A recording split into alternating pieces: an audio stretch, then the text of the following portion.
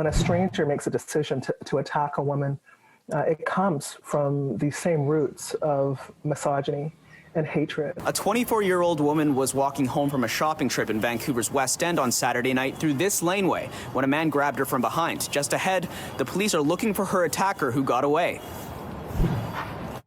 You know, I won't take things for granted that I did before. She was out for a run but got hit by a vehicle and ended up in an induced coma in hospital.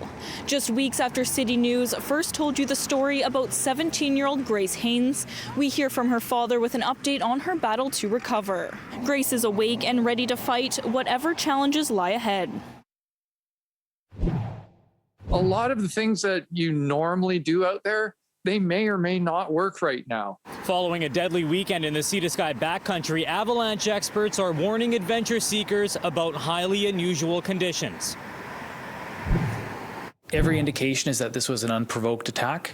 It was around 9:40 p.m. on Saturday night when a 24-year-old woman was walking through this laneway in Vancouver's West End after a shopping trip. Suddenly, a man grabbed her from behind. They fell to the ground, and she started to scream. She left Davie Street and was walking in the lane, and she heard some footsteps behind her.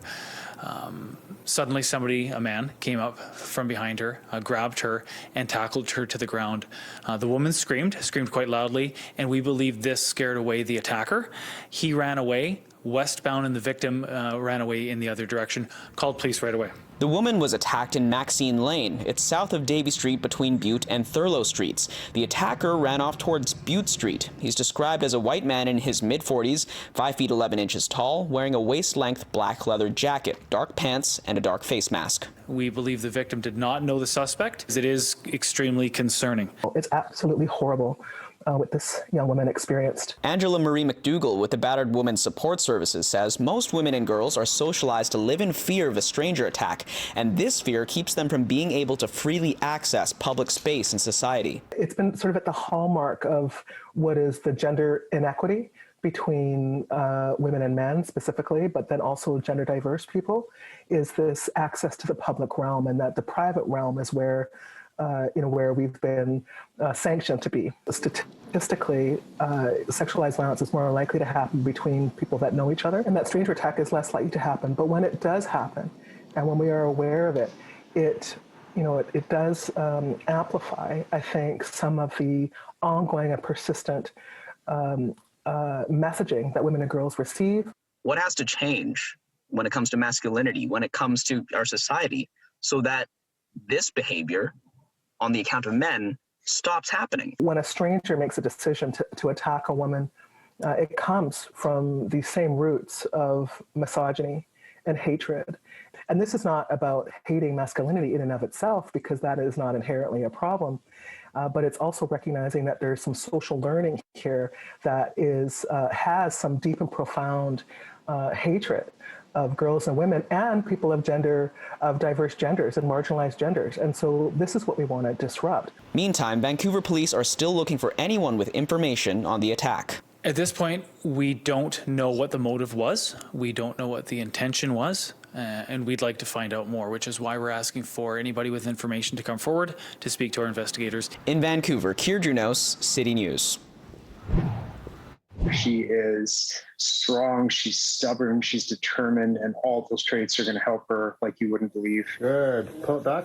It was the moment North Vancouver's Chris Haynes has been waiting for since his 17-year-old daughter Grace was badly hurt in a hit and run last month. We are just relieved that we've gone from, wondering, if Grace is going to live, to now, looking at a long, difficult road of recovery ahead of her. After weeks spent on a breathing tube and in an induced coma, Grace is now responsive and breathing on her own. About a week ago, we finally were able to get her taken off her breathing tube, and they've slowly then brought her out of the coma, and she's now relatively alert. It was amazing. The first time she was able to, grab my hand and squeeze it. And then, she and I both did a lot of weightlifting together, and, she would pick away at the calluses on my palm from weightlifting, and she has them herself. And that's how I knew she knew it was me there. In January, Haynes received a phone call that is every parent's worst nightmare. His teenage daughter was hit by a vehicle while she was out for an evening run. She obviously had severe brain trauma, which required surgery.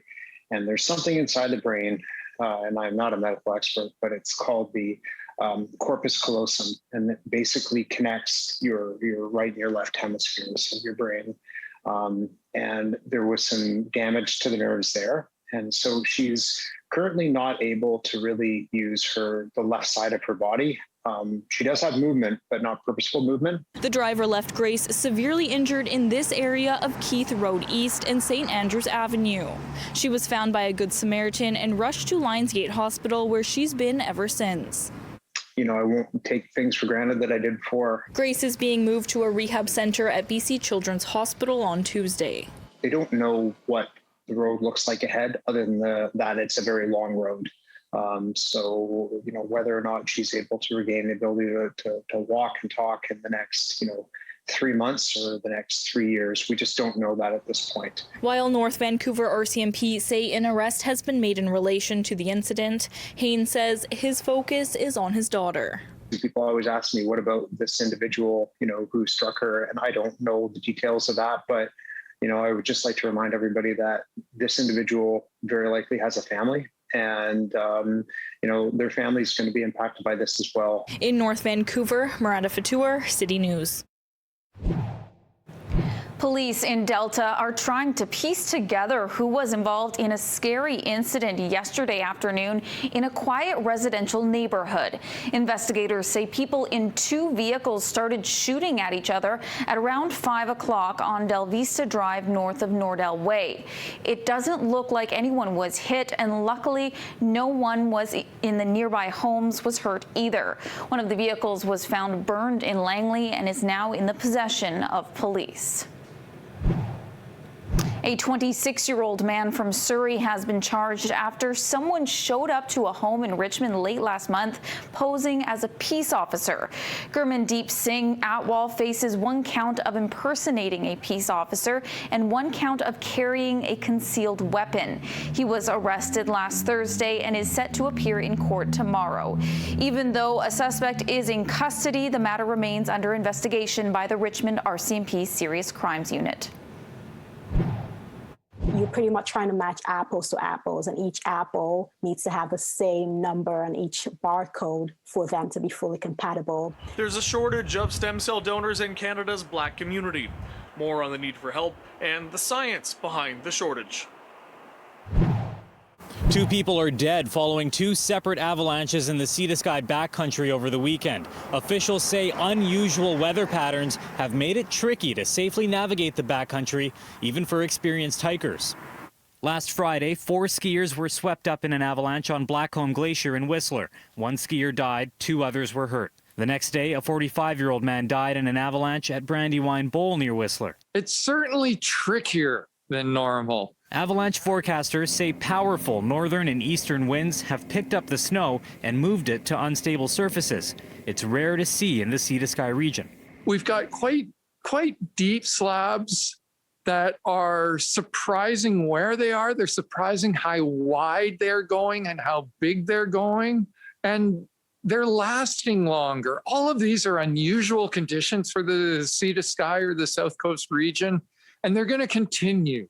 And it's not just the backcountry seeing unusual conditions. On Sunday, North Shore Rescue helped 2 hikers out of icy terrain just off of the Grouse Grind Trail. The ground is frozen, and then we had a wet layer of snow on top of it. It was almost a slip and slide out there. Our members were starting off with micro spikes, but they found that that wasn't even enough for the lower half of Grouse Mountain, which is not very common. Proper equipment is essential for anyone hitting the mountains right now. Experts say only those with proper training should be going into the backcountry, even if the avalanche danger rating says the risk is only moderate. It's a time when the danger ratings do not tell the whole story. It's a time that if you are going into the mountains, you really do need some advanced training and skills to be able to negotiate the problems. Risky conditions are expected to last for at least one more week. You can visit the Avalanche Canada website for training programs and other backcountry resources. In Vancouver, Travis Prasad, City News.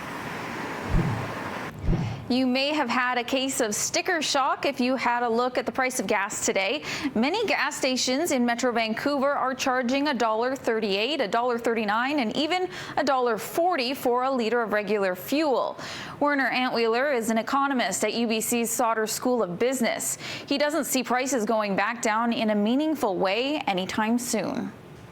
For motorists, I think the only option to look at dealing with high gas prices is to look at a future that's going to be electric, because driving electric per mile is going to be a whole lot cheaper than using gasoline.